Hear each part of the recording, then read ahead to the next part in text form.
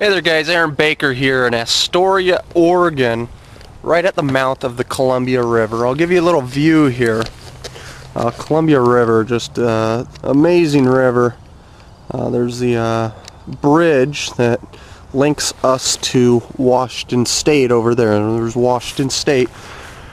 We've had a lot of rain here in Oregon. The river right now is actually brown. I don't know if you guys can tell, but there's the ocean out there. Over the jetty, it's blue, and the river is just brown. And this is Astoria down in here, and Astoria's been a lot of Hollywood movies have been filmed here. One of my favorite was the Goonies. But anyhow, Astoria was founded in 1810 by John Jacob Astor, and John Jacob Astor was America's first multi-millionaire. With even today's standards, he would be the fourth richest man in U.S. history. He founded the American Fur Company. It was the first permanent U.S. settlement on the Pacific coast, and it was a key for the Treaty of 1818 that allowed joint occupation of the Oregon country here with the British, British Columbia, the whole Hudson Bay Company, and allowed American settlers to come out here. And that's when you got a lot of your Methodist missions out here and all that. Even the Oregon country's first provisional governor or president came through here on a ship, George Abernathy. And anyhow, so there's always been a struggle here between the pro-British and the Americans. And these pro-British have always been the French, possibly a lot of the French that were working for the Hudson Bay Company, not all of them. And your Canadians. They've always been, obviously, still to this day they're part of the Commonwealth. And it's just funny when I come here, these are the type of newspapers that are even here. America's only national British newspaper, the Union Jack.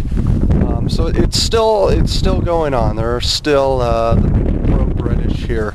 It's just amazing. They're the ones that say we have to be more like Europe and all that. We have to provide the health care and be socialist just like Canada and Britain. There's just millions of them. Here is the Astoria Column. Real cool. Has a little history timeline of pictures and words there of the land. Down here what you have is some ships that are anchored.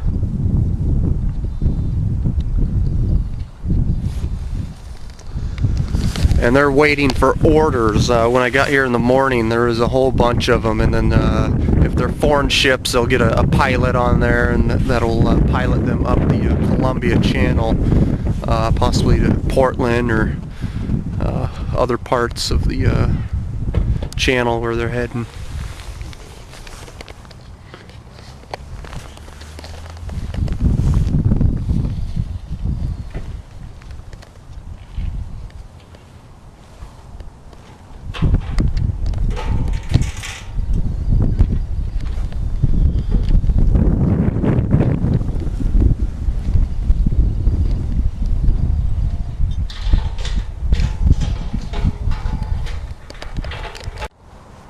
Alright, so right down in here is Fort Clatsop, and that was Lewis and Clark. This is the end of the Lewis and Clark Trail, the expedition in 1804 to 1806, and that was one of the major things. Jefferson sent them out here on that military expedition, and it also laid a great foundation for the claim of the United States for the Oregon country here. Yet what even was more important, like I was trying to get, was the whole Astor in his company in 1810, because that was an American established community. And that really laid the foundation, the most important piece after the War of 1812, that treaty in 1818 that then allowed the Americans to settle out here, the joint occupation, and then finally the Treaty of 1846 that decided the boundary dispute, that then allowed the boundary to be up there at the, I believe the 52nd parallel, the current boundary of Washington and Canada up there. I'm putting more stuff on my Oregon channel, the Oregon Country, so please check that out. I'll put a link to that. And another thing is, what we have out here is Fort Stevens.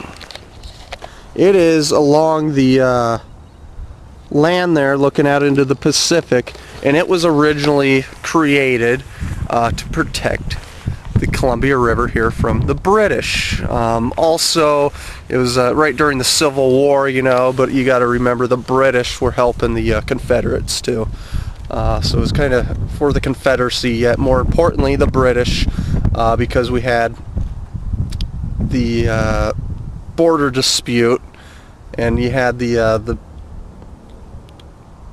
pig war up there, and the Alaskan border dispute also with the British. I'll put links to that. I need to look more into that, and I really need to read these treaties, like the Treaty of 1818, to really figure out what was going on.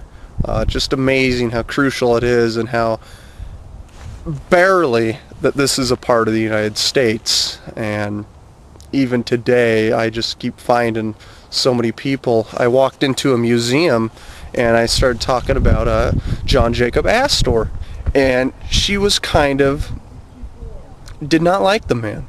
Said, you know, that was he never set foot.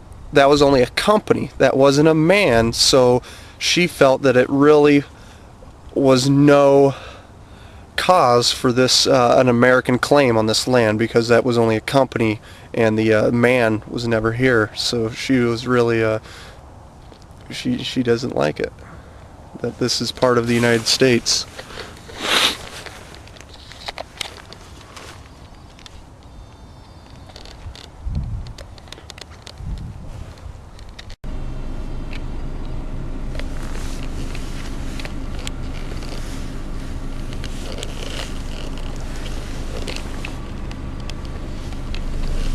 So there's a lot of homes here, really unique construction, but how would you like to be the kid growing up in that house, going to school? I'm sure he doesn't have many friends.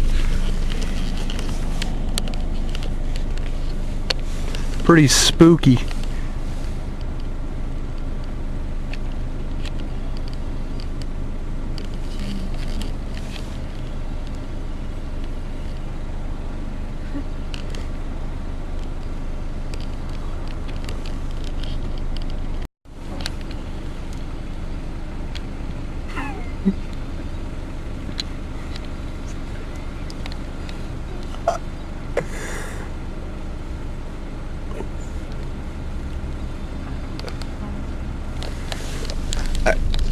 I think I seen some old lady in a wheelchair peek out the window. It's a